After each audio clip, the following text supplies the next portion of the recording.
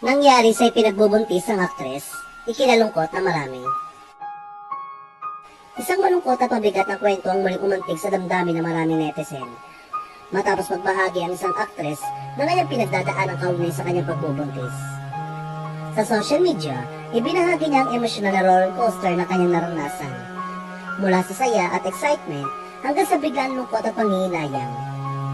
Ayon sa kanyang kwento, hindi naging madali ang lahat. Sa simula, puno siya ng pag-asa at pangarap para sa kanyang dinadala. Tulad ng ibang ina, iniisip niya ang magiging kinabukasan ng kanyang anak, ang mga plano, at ang mga simpleng sandaling gusto niya maranasan kasama ito. Ngunit sa hindi inaasahang pagkakataon, napalitan ng takot at pangamba ang kanyang kasiyahan. Ikinuwento rin niya ang mga what-ifs na paulit-ulit na tumatakbo sa kanyang isipan.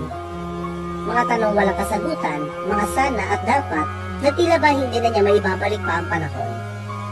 Marami sa mga netizen na nakarelate sa kanyang nararamdaman, lalo na ang mga ina na dumaan din sa parehong sitwasyon.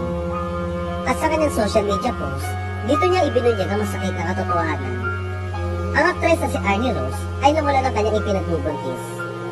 Matapos kumpirmahin ng kanyang doktor na wala na itong heartbeat. Isang balitang tumulog sa kanyang puso bilang isang ina. Hindi niya napigilan sisihin ang sarili, iniisip kung may nagawa ba siyang mali o may nakaligtaan siyang gawin para sana ay mailigtas sa kanyang baby.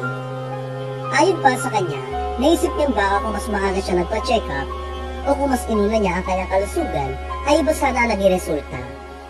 Ang mga ganitong kaisipan ay lalong nagpapabigat sa kanyang damdamin, dahilan upang maranasan niya ang matinding lungkot at guilt. Ngunit sa kabila ng lahat ng ito, ibinahagi rin niya kung paano siya unti-unting bumangon. Matapos ang mga luha at pagdadalamhati, natutunan niyang isuko ang lahat sa Diyos. Dito niya natagpuan ang kapayapaan na matagal niyang hinahanap. Ayon sa kanya, hindi man nawala ang sakit, natutunan niyang tanggapin ito at magpatuloy. Nagbigay din siya ng mensahe sa mga taong dumaraan sa parehong sitwasyon na hindi sila nag-iisa. Ang kanyang kwento ay nagsilbing inspirasyon at paalala na kahit sa gitna ng matinding pagsubok, ay may pag-asa at lakas na maaaring matagpuan.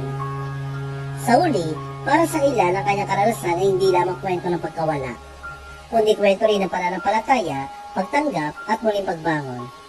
Isang paalala na kahit gaano kasakit ang pinagdaanan, may liwanag pa rin naghihintay sa dulo ng dilim.